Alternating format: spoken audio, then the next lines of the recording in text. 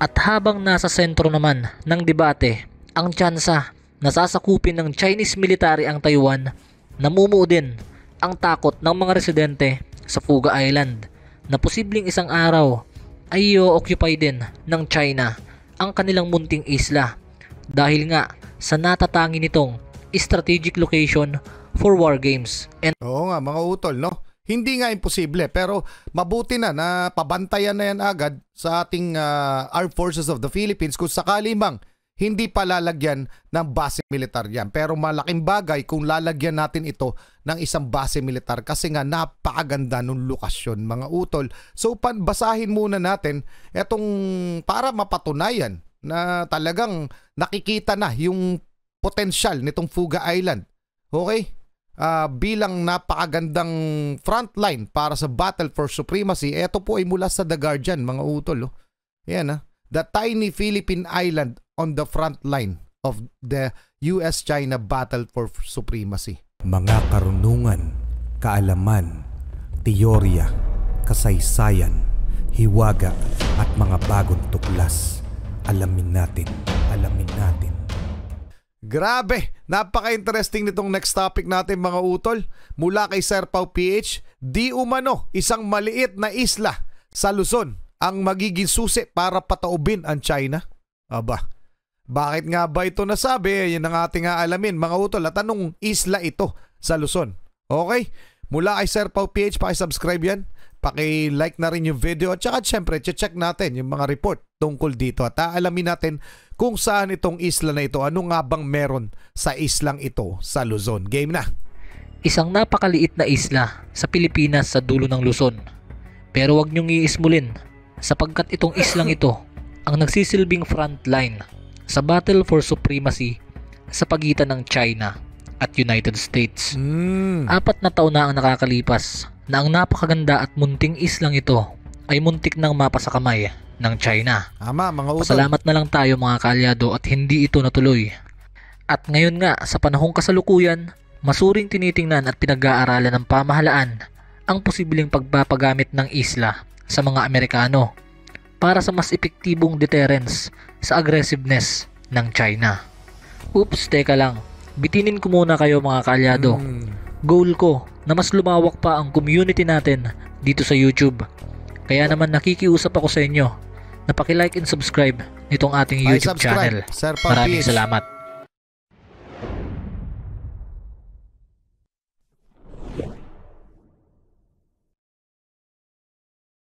Sir Pau PH. Ang malabughaw na kulay ng tubig sa isla at ang mahabang baybayin nito na malakristal ay tila isang paraiso.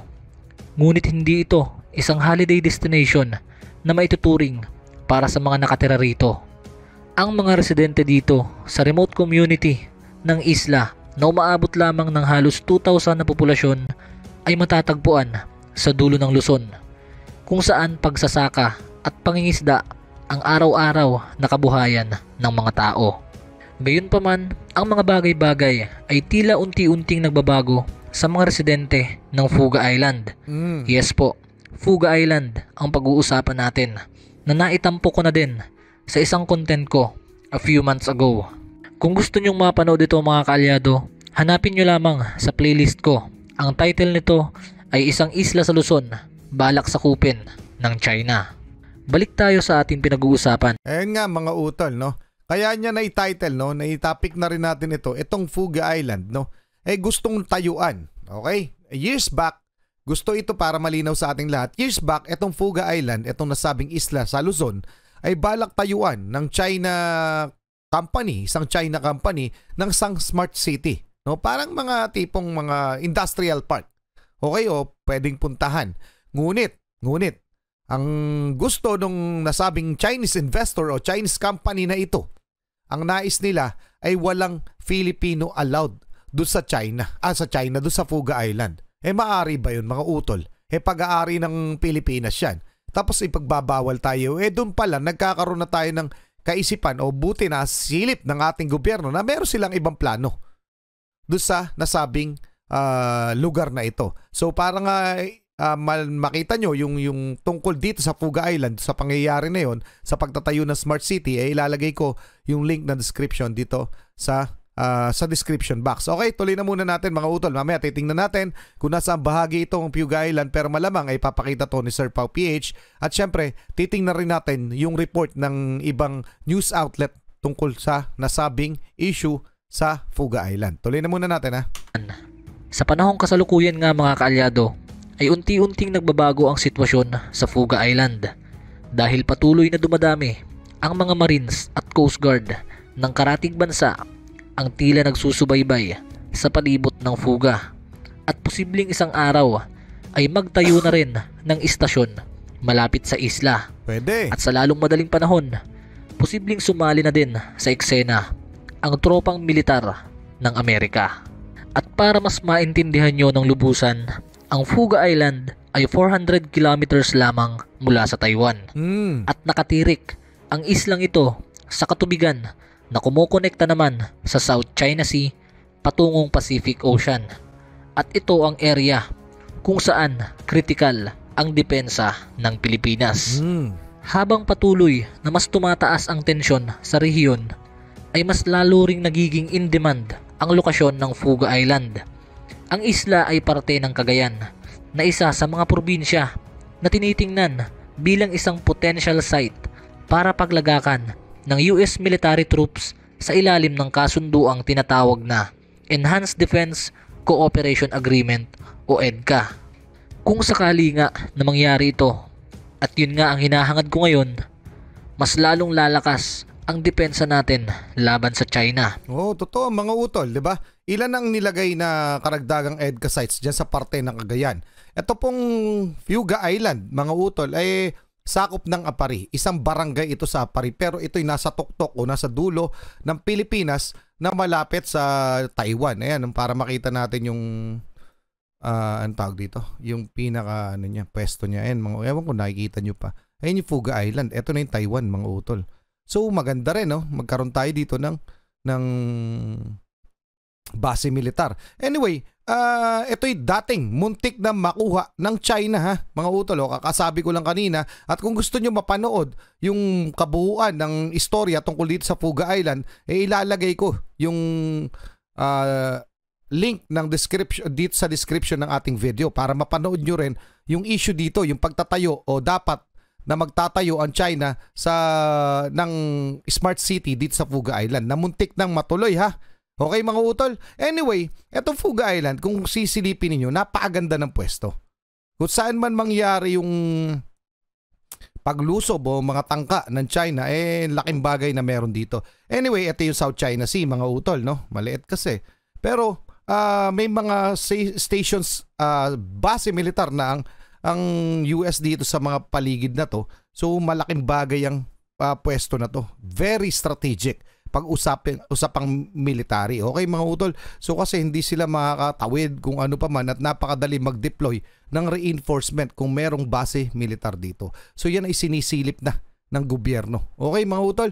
So pinag-uusapan na po yan tungkol dyan. Okay? Babalik muna tayo at mamaya titingnan natin yung report tungkol sa issue na to o sa usapin na to mga utol. Tuloy na muna natin. Lalong makokorner ang China pag nagkataon. Isipin nyo mga kalyado, dalawang bansa ang maililigtas ng Amerika sa posibleng pag-atake at pananakop o pangangamkam ng teritoryo ng China.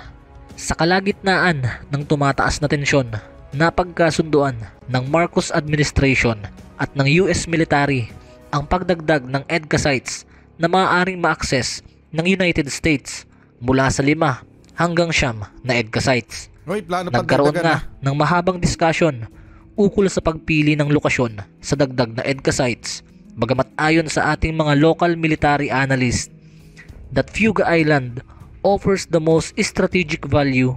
Hindi gaya ng ibang isla, ang Fuga ay may topografiya na kayang mag-accommodate ng airport at seaport na talaga namang kapaki-pakinabang sa isang war deterrence. Ayon sa pahayag ng namumuno sa Isla Fuga, gusto nila na merong Marines at Coast Guard na namamalagi sa kanilang lugar para nga mas maprotektahan ang interes ng isla. Aniya, Kung kami-kami lang dito, hindi namin makukover ang buong isla.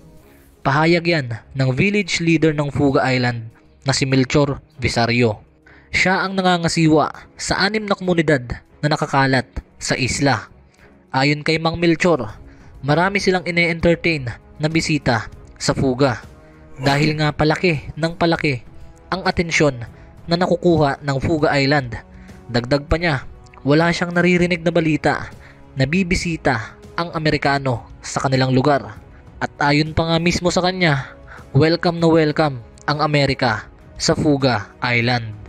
At habang nasa sentro naman ng debate ang tsansa na sasakupin ng Chinese military ang Taiwan, namumuo din ang takot ng mga residente sa Fuga Island na posibleng isang araw ay i-occupy din ng China ang kanilang munting isla dahil nga sa natatangi nitong strategic location for war games. And Oo nga mga utol, no? Hindi nga imposible pero mabuti na pabantayan na yan agad sa ating Armed Forces of the Philippines kung sakali mang hindi pa lalagyan ng base militar yan. Pero malaking bagay kung lalagyan natin ito ng isang base militar kasi nga napakaganda ng lokasyon mga utol. So basahin muna natin itong para mapatunayan na talagang nakikita na yung potensyal nitong Fuga Island.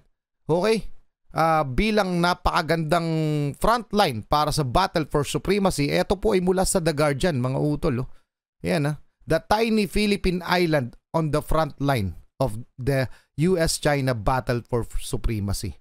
So, talagang yun ang sabi na mismo ng mga eksperto na napakalaking bagay ng lokasyon ng Fuga Island para doon sa labanan na mangyayari dito sa South China Sea. Okay? So alam natin na nakaamba na yan. So etong Fuga Island ay isa sa mga susi talaga. Okay? Ayon yan sa mga eksperto. So basahin lang natin ng konti mga utol kasi ito pinakita ko sa inyo para patunayan na totoo yung report ni Sir Pau PH. Years ago, Fuga Island was set to host a Chinese smart city. Now it may become home to American troops as the US seeks to protect Taiwan and the region. Okay? So yan mga utol. So pinag-uusapan na yan So tinitingnan na yan, lokasyon na yan. Huwag na natin basahin ng mahaba.